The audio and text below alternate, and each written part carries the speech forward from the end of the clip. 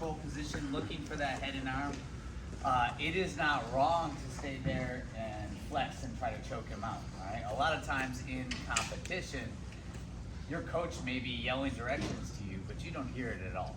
Right? Because a lot of times the blood rushing to your head, anxiety just has you go, go, go. Right? Now, it would be efficient if I used as little energy as possible to try to choke Waylon here. But sometimes you're like, oh man, I have my opportunity, and I'm just going to squeeze Waylon until he gives up. It does work. I don't always eat my toes here. I could stay out the side. I do find this choke works really well against large people because I need to bring them down to my energy and strength level. So if Waylon was a 200-pound bruiser here, I might hold him here for a while just to sap his energy so he's easier to beat later on. So this head and arm choke is a good way to kind of even the playing field against bigger people, and also the spazzes.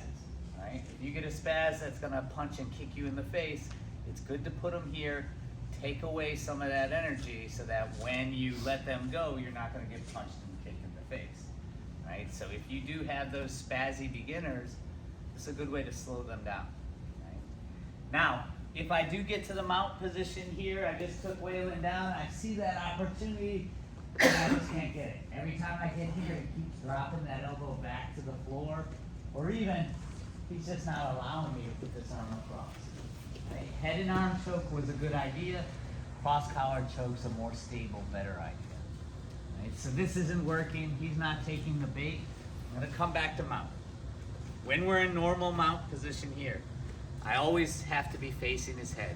If we're the other way, no points for me. Reverse mount is not a thing. Right?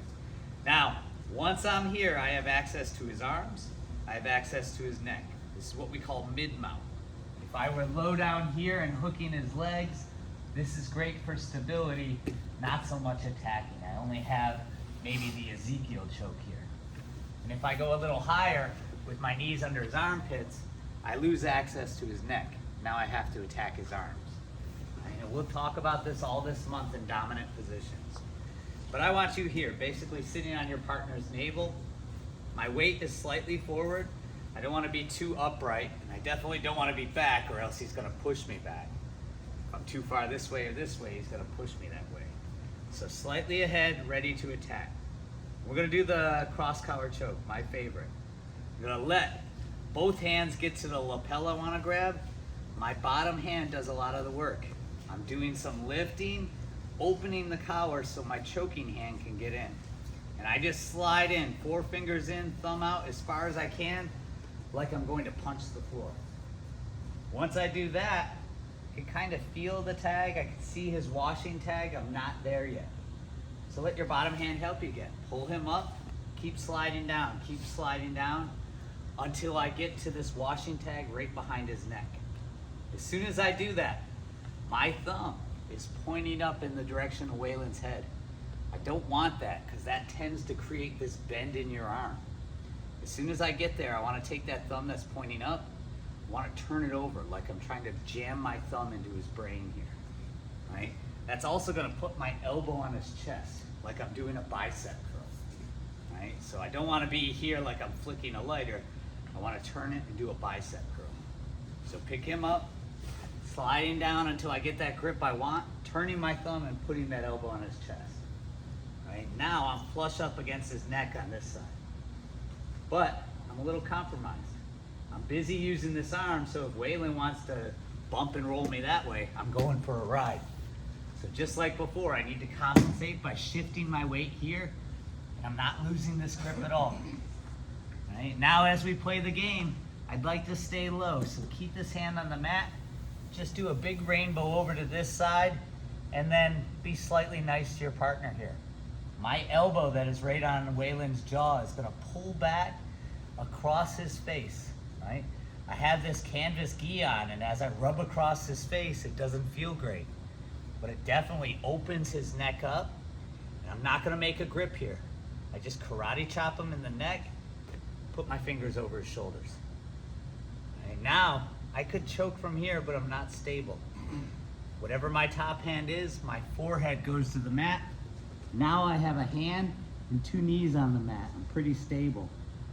Keep stable, lower your chest, and I'm pulling these elbows back to me. All right, that is gonna close the vise here.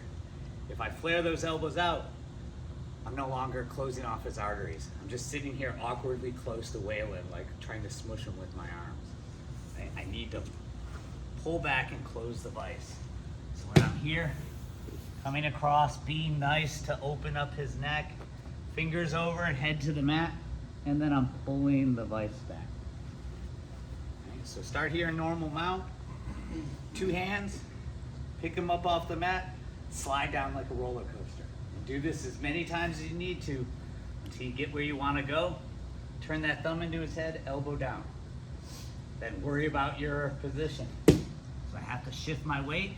If Waylon's freaking out, now's not the time to do it, to stay on top. Then I come across, be nice to your partner. Fingers over, I'm not grabbing any material, just karate chop. Head to the mat, pull those elbows back. All right, let's try the cross collar choke.